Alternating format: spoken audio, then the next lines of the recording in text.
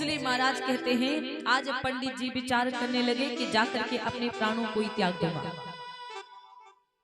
कोई बेटा नहीं हो रहा है, इसलिए विचार करने लगे जाकर के अपने ही प्राणों को त्याग दूंगा। और जैसे पंडित जी जान देने के लिए पहुंचे, तुरंत भगवान संत जी आ गए ब्राह्मण देव के पास में। और जब ब्राह्मण देवता के पास में संत भगवान आ गए, हाथ को पकड़ लिया, ब्राह्मण देवता से बोले बावरे हो गए हो क्या, किस लिए प्राण देने जा रहे हो? आत्महत्या करना बहुत बड़ा पाप है, आप किस लिए अपने प्राण देने के लिए आए हो? पंडित जी की आंखों से आंसू निकलने लगे, ब्राह्मण देवता की आंखों से आंसू निकलने लगे। महाराज कैसे प्राण ना दो, मुझे कोई भी बेटा नहीं है, कोई भी पुत्र नहीं है, मुझे सारी दुनिया मुझसे कहती है, पड़ोसी कहते हैं, गांव वाले कहते हैं कि पंडित जी के पुत्र नहीं, पंडित जी के पुत्र नहीं, पंडित जी निर्वंशी हैं, किस लिए जिंदा रहूं मैं, क्योंकि मेरे कुल का एक दीपक तक नहीं खिला। आज सन्यासी बाबा हाथ को देखने लगे ब्राह्मण देवता के, और जब सन्यासी बाबा ब्राह्मण देवता के हाथ को देखा, ब्राह्मण देवता से बोले महाराज आपके इस जन्म की बात छोड़ो, अगले 7 जन्म तक आपकी बेटा नहीं है, क्यों जबरदस्ती बेटा के चक्कर में मरे जा रहे हो? अब पंडित जी के चरणों में, पंडित जी सन्यासी बाबा के चरणों में गिर गए, रोने लगे, बाबा कुछ कृपा करो, मुझे बेटा दे दो वरना मैं प्राण दे दूंगा। सन्यासी बाबा को दया आ गई। संत का हृदय ही बिल्कुल मक्खन के समान होता है, किसी को दुखी देख जाता है उसका दिल पिघल जाता है, ऐसे में होता है महाराज। अब कहा जाता है कि अब सन्यासी बाबा का जो दिल था ना बिल्कुल पिघल गया, बिल्कुल। सन्यासी बाबा ने कहा ठीक है, एक काम करो, मैं तुमको एक फल देता हूँ। उठा करके एक फल दे दिया बाबा ने। बाबा ने कहा कि ये फल लेकर के जाना और ये फल अपनी पत्नी को दे देना, आपकी पत्नी जब ये फल खाएंगी ना तो गर्भवती हो जाएंगी, आपको एक पुत्र प्राप्त होगा। ब्राह्मण देवता इतने भोले भाले थे महाराज, इतने भोले भाले थे कि ब्राह्मण देव ने फल लेकर के जाकर के अपनी पत्नी को दे दिया। और पत्नी को जैसे फल मिला, वो पत्नी जाकर के पड़ोसी के पास पहुंची, पड़ोसी की पत्नी के पास। वो कहने लगी कि मैंने सुना है कि मेरे पति मेरे लिए फल लेकर के आए और मुझे बता रहे थे कि वो फल खा लोगे तो तुम पुत्रवती हो जाओगे। और महाराज अगर मैं पुत्रवती हो गई तो मुझसे खेल और अच्छा खाना पीना श्रृंगार इत्यादि सब छूट जाएगा। माँ बनना बहुत बड़ी बात है महाराज, और मुझसे सब कुछ छूट जाएगा, इसलिए मुझे बहुत चिंता है कि मैं क्या करूं। मैं नहीं चाहती कि मैं माँ बनूं, मैं नहीं चाहती कि मेरे कुछ भी प्रॉब्लम हो, कोई दिक्कत हो, कोई पीड़ा हो। श्रृंगार तेल इत्यादि इत्यादि सारा सब छूट जाएगा, एक साधारण नारी बन करके घर पे रहना पड़ेगा, घूमना खेलना सब खत्म हो जाएगा। ब्राह्मण देवता को लगता था देवी जी को फल दिया हूं खा जाएंगे, और देवी जी पड़ोसी के घर पहुंची।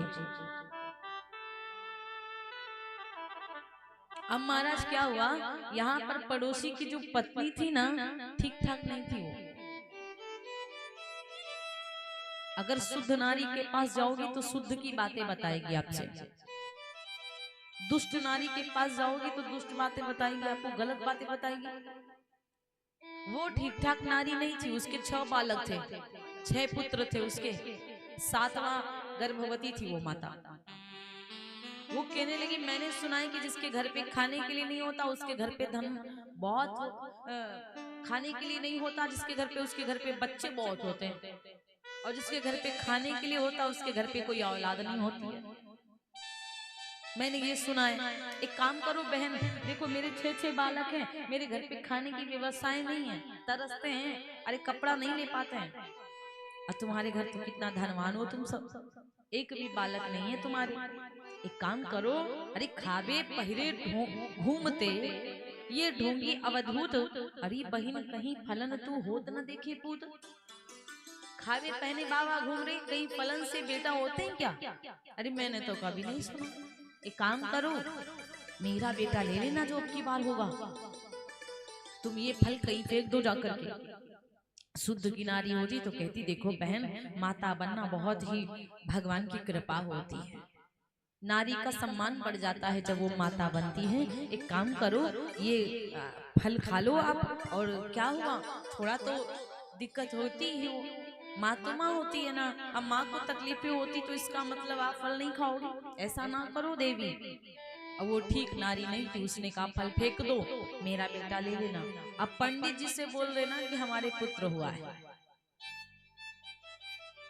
धुंधली उसका नाम था, पंडिताइन का नाम था धुंधली।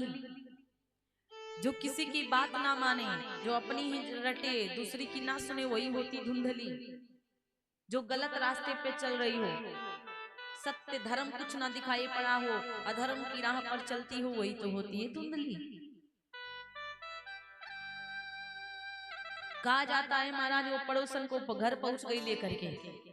पंडित जी बोले देवी क्या है, कौन आई है? कहने लगी स्वामी मैंने तो फल खा लिया है, और वो फल नहीं खाई थी, वो जाकर अपने यहाँ गैया को खिला दी थी, वो फल गैया माता को खिला दी, वो फल नहीं खाई थी।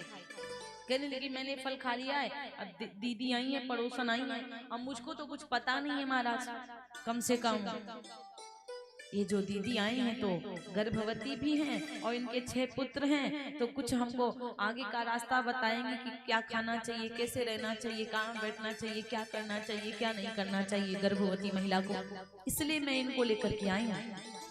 अब भोले भाले पंडित जी मेहरारू की बात को मान लिए। देवी जी की बात को जब मान लिए महाराज, तो कहा जाता है कि जब देवी जी की बात को मान लिया, धीरे धीरे समय व्यतीत हुआ, उस पड़ोसन के द्वारा एक बेटे का जन्म होता है।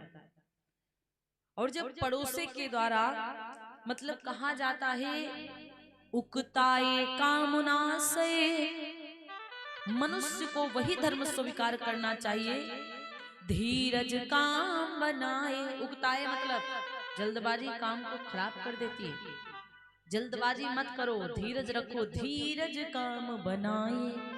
पंडित जी बहुत जल्दीबाजी में हो गए, अर्थात अनुकूलस्य संकल्प प्रतिकूलस्य वर्जनम। व्यक्ति को ना भगवान के ही निमित्त कार्य से काम करना चाहिए, जो आपकी किस्मत में वो लिखे ना वही करो, अनुकूल करोगे। अगर हम बता रहे हैं इस रास्ते से जाओ, आपको अच्छा नहीं लग रहा उस रास्ते से जाओगे, गुरु भगवान कहते इस रास्ते पे चलो, आपको गुरु की बात नहीं माननी, उस रास्ते पे जाओगे तो मारे जाओगे ना। जो धर्म बताए वो करो, जो धर्म कहे वो करो, और धर्म के विरुद्ध जाओगे, अधर्म करोगे तो गड़बड़ ही होगा ना आपके संग में। तो धर्म कार्य करो, धर्म के विरुद्ध मत जाओ महाराज। कर्म अच्छे करो, कर्म अच्छे हैं तो सब कुछ अच्छा होगा, और कर्म बुरे हैं सब कुछ बुरा ही होगा। कर्म प्रधान विश्व करी राखा, जो जस करे सो तस फल चाखा। कर्म ही प्रधान है, जो जैसा कर्म करेगा फल वैसा ही उसको मिलेगा। अब इस नारी ने क्या किया, गैया को फल खिलाया, और पड़ोसन के पुत्र प्राप्ति हुई तो पड़ोसन के बच्चे को गोद में लेकर बैठ गई। पंडित जी आए, बोले देवी बधाई हो, बोली बधाई हो पंडित देव बधाई हो। पंडित जी बोले मैं अपने बेटे का नाम अपने नाम से मिलाकर रखूंगा, मेरा नाम है आत्मदेव, मैं बच्चे का नाम रखूंगा परमात्मा देव। धुंधली बोली ना ना ना ना, ऐसी कैसी बात करते हो, मेरा बालक है, मैं अपने नाम से नाम रखूंगी अपने बच्चे का, मेरा नाम है धुंधली तो मेरे बच्चे का नाम होगा धुंधकारी। अधुंधकारी का कोई अर्थ है क्या? धुंधकारी का भी अर्थ है महाराज, धुंधकारी का मतलब किसी की ना माने, बड़ों का सम्मान ना करे, हमेशा गलत कार्य करे, हमेशा गलत रास्ते पे जाए, यही तो धुंधकारी होता है। बड़ों को गाली दे दे, मार दे, किसी का सम्मान नहीं करा, ऐठा गोठा इधर उधर घूम रहा है, ना राधे राधे करने को अकल, ना प्रणाम करने को अकल, ना चरण स्पर्श करने को अकल, ना कहीं दादा से नमस्ते करने को अकल, ना माता से नमस्ते करने को अकल, बस अपने आप में टैया है। ऐसी टैया से कोई मतलब नहीं है महाराज, कुछ भी टैया नहीं हो, बेकार हो आप, 2 कौड़ी के हो आप। यदि आपको अकल ही नहीं है तो काहे की टैया हो आप? किस लिए मनुष्य बने हो, लेकिन हरकतें कैसी जानवरों वाली, जानवर आप चाहे कितने बड़े दादा हो, कुत्ता आपको देख जाएगा तो भौंक जरूर देगा। चाहे कितनों बड़े सज्जन आवे, चाहे कितनों बड़े बाबा आवे, कुत्ता देखेगा तो भौंकेगा जरूर। उसको क्या पता है कि ये कौन है। तो आप भी जानवरों वाली हरकतें कर रहे हो। कौन आपके सामने है, क्या खड़ा है, कौन व्यक्ति बाबा है कि संत हैं, आप सास हैं या ससुर हैं, आप भौंक रहे हो, चिल्ला रहे हो, इसका मतलब आप में और जानवर में कोई फर्क नहीं है। कथा को सुनना इसीलिए महाराज, बहुत लोग तो सुनने में प्रॉब्लम होती कि ऐसी ऐसी बात बताएंगे हमको गुस्सा आएगा। पता है आपको, किसी की बात कथा में नहीं बताई जाती है, पूरे समाज को एक तरफ से बताया जाता है, और जो जैसा होता है उसको यही लगता है कि केवल हमको ही बता रहे हैं, केवल हमको ही बता रहे हैं। यही होता है महाराज। और यदि आप हृदय से अच्छे हैं तो हम चाहे कितनी भी बातें यहाँ से बताएं, अगर आप अच्छे हो तो अपने ऊपर लोगे हाँ सच में यही करना चाहिए। हम तो भैया अपनी मम्मी को करते हैं प्रणाम, हम तो अपने पापा जी को प्रणाम करते हैं, तो आपको यही लगेगा ये मेरी बात कर रहे हैं। जो जैसा होता है यहाँ की बातें उसको वैसा ही मालूम होगी कि हाँ ये मैं करता हूँ, इसलिए सुधर जाओ महाराज। इसलिए कहा जाता है, अब क्या हुआ कि वो जो बेटा था ना धुंधली का, धुंधकारी इतना दुष्ट निकल गया महाराज, और गैया माता के द्वारा भी एक बालक का जन्म हुआ। कान बिल्कुल गैया की तरह थे, कर्ण बिल्कुल गैया माता की तरह बिल्कुल, और ऐसे हम लोगों की आपकी तरह इंसान। उनका नाम पड़ गया गोकर्ण। पंडित जी ने उनको गोकर्ण कहना प्रारंभ कर दिया। अब इसका नाम पड़ गया धुंधकारी। गोकर्ण पंडितो ज्ञानी धुंधकारी महाखला। गोकर्ण पंडित हैं, ज्ञानी है, धुंधकारी महादुष्ट निकल गया, महादुष्ट। अब इसमें पंडित जी की भी गलती थी और पंडिताइन जी की भी गलती थी। वो गलत करता था, देखते थे कि उसको मार कर भाग रहा है, तब भी कहते थे चलो कोई बात नहीं, बच्चा है, यही तो गलती है। अब उसको मार करके भाग कर आपके पास आया, वो रो रहा है खड़ा, आप देख रहे हो, अरे मारे हो ना, मार खाओगे। और अगर कहीं उसकी माता शिकायत लेके आ गई कि तुम्हारे बेटे ने मेरे बेटे को मारा है, तो पता उल्टा उसी को गाली देंगे, हाँ तुम्हारा बेटा नहीं मारा था का, हमारे बेटे को कहने चली हो, अपने को देखो पहले। यही तो गलती है आपकी। और देहात में यही तो लोग करती हैं, माताएं बहनें यही करती हैं, यही गलत बात। अगर मारा है किसी को और अगर कोई शिकायत लेके आया तो उसके सामने तुरंत उसको डांटो, क्यों मारा रे। किसी को मारना थोड़ी ना होता है, मारने से पाप लगता है, मारना नहीं, गाली मत देना।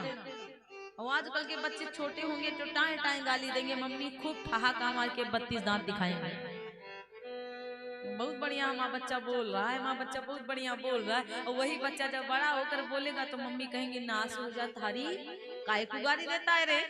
तब क्या करोगे, बचपन में ही सुधारो, बुढ़ापा पे बूढ़ सुआ कभी तोता पट्टे पूत राधे राधे नहीं बोलता, सीताराम नहीं बोलता है।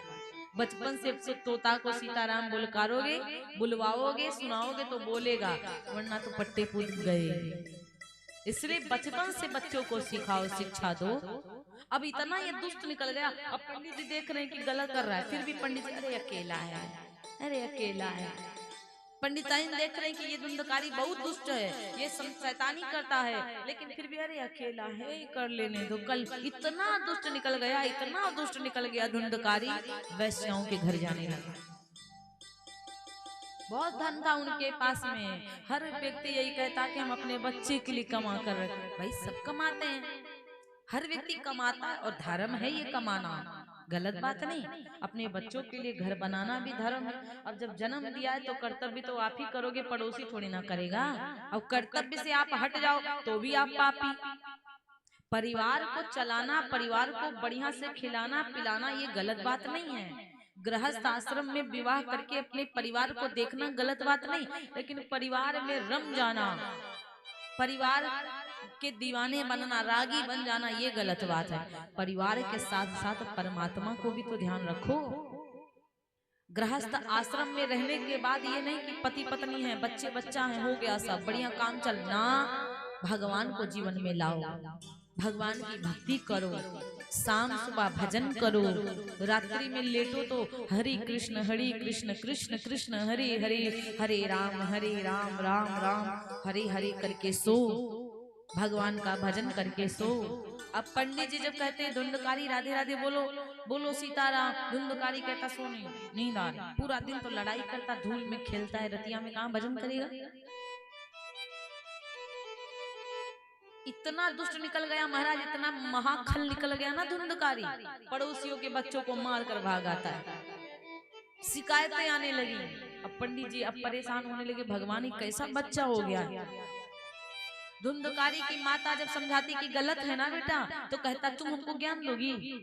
अब इनको सिखाता है, उल्टा बोल रहा है, शराब पीने लगा, तंबाकू खाने लगा, गलत चीजें खाने लगी, मांस मदिरा खाने लगा। पंडित जी का घर था स्वर्ग के जैसे, बना दिया नरक का अड्डा। अब पंडित जी उसको डांट लगाए, मूर्ख, तू नहीं था तो मेरे घर पे कभी कुछ नहीं होता था, और जब से तू जन्म लिया है ना, मेरे घर को नरक का अड्डा बना कर रखा। धक्का मार दिया अपने बाप को, पागल हो गए क्या, मुझसे बोलते हो, मुझसे मुंह लड़ाते हो, उठा के फेंक दूंगा तुमको मैं। अब पंडित जी क्या करें, जब लड़का बड़ा हो जाता है तो बाप बेचारा क्या करे। जब बच्चे काऊ काऊ कौआ के जैसे बाप को चिल्ला देते हैं तो बाप बेचारा क्या करे, कुछ नहीं कर पाता। मजबूरी का नाम महात्मा गांधी मैया। पहले जवानी थी तो हम सबको चिल्लाते थे, आज हमारे भीतर बुढ़ापा, सामने वाले के जवानी तो वो चिल्लाएगा। इसलिए कभी जवानी पर अहंकार भी ना करो। 5 चीजों पर कभी घमंड ना करो। एक तो बल, ताकत। यदि आपके पास बल है तो उस बल का अहंकार ना करो कि किसी को उठा के फेंक दे रहे हो। एक दिन बुढ़ापा आएगा तो सब बलहीन हो जाओगे आप। यदि आपके पास धन है, लक्ष्मी यदि आपके अकाउंट में, तो कभी घमंड ना करो, आज ये आपकी कल किसी और की हो जाएगी।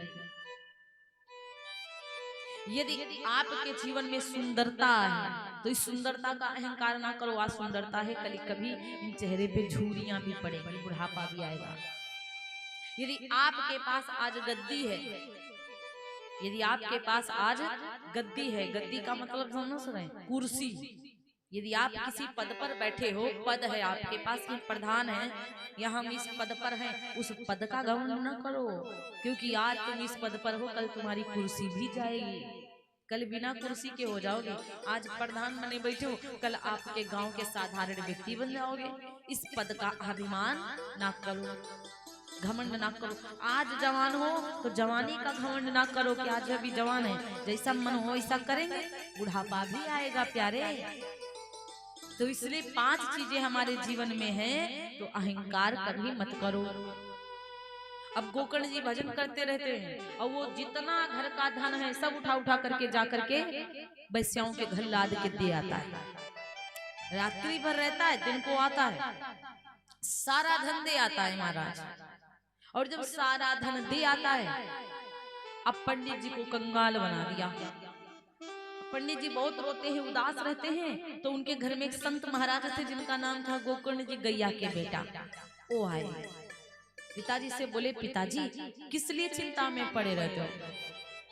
पहले तो बेटा की चिंता में पड़े थे, तब भजन नहीं किया आपने, तब मन आपका नहीं लगा। आज बेटा हो गया है तो उसके चक्कर में पड़े हो कि अच्छा नहीं है, अब आपका मन नहीं लग रहा है। बुढ़ा जाओगे, मर जाओगे, कब मन लगाओगे भगवान के भजन में? जिंदगी भर चिंता करते रहोगे। जाओ कहीं तीर्थ स्थान चले जाओ, कहीं घूम आओ। इस जमाने में बुढ़ापा में तो तीर्थों नहीं देख पाओगे, भगवान को भी नहीं देख पाओगे, आंखें कमजोर हो जाएंगी, तो ऐसे ऐसे भगवान को देखना फिर। हाँ, अभी भगवान ने बढ़िया आंखें दिया तो बढ़िया से देख लो, वरना टिपटिपाते रहोगे और दिखाइयो नहीं पड़ेगा। अभी भगवान ने जवानी दिया तो हाथन से ही पुण्य कर लो, अभी ये हाथन से दान कर लो। बुढ़ापा में एक हाथ से डंडा, दूसरे हाथ से दादा, दूसरे भैया पकड़ेंगे, तब कहेंगे चढ़ाओ, जब 10 चक्कर कहेंगे चढ़ाओ, तब कहीं धीरे धीरे, तब ऐसे ऐसे ऐसे ऐसे ऐसे ऐसे छोड़ोगे पैसा धीरे धीरे, तो गिरेंगे अलग, भगवान पे चढ़ेंगे भी। इसलिए जो करना जवानी में करो, बुढ़ापा का इंतजार ना करो। अभी राम राम बोलो, सीताराम बोलो, टाएं टाएं आवाज निकलती है, और जब पूरे ब्रेकर गिर जाएंगे तो बोलोगे राम, तो निकलेगा आम। इसलिए महाराज अभी जिंदगी में भजन भजन करो, बुढ़ापा का इंतजार काहे के लिए करते हो। ये कितने दोनों लोग भाग्यशाली हैं, अभी जवानी में भागवत जी एक बार सुने ले रहे हैं, पता नहीं भगवान की कृपा होगी तो कभी फिर कृपा होगी तो सुनने को पाएंगे, वरना जवानी में सुनना भी बड़ी सुंदरता। दादा आप भी सुन लेना कभी, बोलो राधे राधे। बोलिए राधे राधे, जोर से बोलो मैया।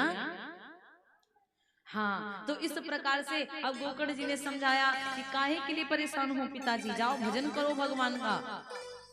अब भाई दुनियादारी छोड़ करके पंडित जी भजन करने चले गए, जंगल चले गए। गोकर्ण जी बच्चे विचार करने लगे, हम काहे के लिए घर में रहे, नरक के जैसा घर बना, रोज कलह होती है, रोज झगड़ा लड़ाई, रोज झंझट होता है, इसलिए सबसे बढ़िया हम यहाँ से चले जाएंगे। और गोकर्ण जी महाराज चले गए। अब जब गोकर्ण जी महाराज चले गए तो दो लोग बचे, एक तो धुंधकारी बचा। अब इधर सुनो, इधर बाद में विचार करना कि हाँ क्या ठीक था क्या गलत था। इधर सुनिए, अभी आप लोग बतियाइए नहीं। अब घर पे बचे दो लोग, एक तो धुंधकारी और दूसरी धुंधकारी की माता धुंधली। अब इसका नियम था, वैश्याओं के घर जाता था, खूब वैश्याओं के घर मौज उड़ाता था। अब जब उसके पास धन नहीं बचा तो वैश्याएं उससे मुंह मोड़ने लगी। जब धन होगा तो लाखों लोग कहेंगे भैया राम राम, और धन नहीं होगा तो वही ऐसे देखेंगे चुपचाप ऐसे हो जाएंगे। हमारे यहाँ एक दो लोग हैं ऐसे, हम अपने यहाँ की बात कर रहे हैं, हमारे यहाँ एक दो लोग हैं, इतनी सी कुटिया बनी है, इतनी सी कुटिया। घर से मतलब नहीं है, आपके घर पे दीवार है, प्लास्टर है कि नहीं, उससे मतलब नहीं, आपके दिल कैसे है उससे मतलब रखना चाहिए। दिल वाला व्यक्ति है वो अच्छा होता है। इतनी सी कुटिया है हमारा, इतनी सी। और जब धन नहीं होता है ना, धन नहीं जब बचता उनके पास, तो ऐसे मुंह लटकाए, जैसे जूता जैसे मुंह लटकाए रहते हैं। और तनिक धन आता है बस ऐसे देखते हैं, ऐसे देखेंगे बड़े भाव से।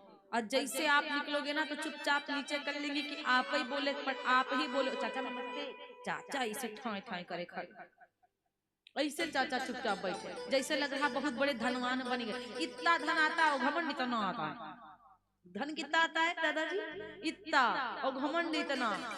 अरे बड़े बड़े लोगों को देखो वृंदावन में होली खेल रहे हैं, बड़े बड़े पागल करोड़पति अरबपति आते हैं और लौट करके होली खेलते हैं, बढ़िया गदगद खूब बढ़िया आनंद कर रहे हैं। धन घमंड नहीं है। ए किनारे हटो, हम नेता हैं, किनारे हटो। ऐसा घमंड नहीं है, है धनवान, और कपड़े ऐसे पहनेंगे मानो कि कुछ नहीं है इनके पास, बिल्कुल सरल स्वभाव। घमंड ना करो किसी चीज का कि हम बड़े धनवान हैं। दुनिया में बहुत बड़े बड़े धनवान पड़े महाराज, आपको पता है। अब जब उसके पास धन नहीं बचा तो वैश्याएं मुंह मोड़ने लगी। अब वो वैश्याओं से कहता है, क्यों आज बोलती क्यों नहीं हो?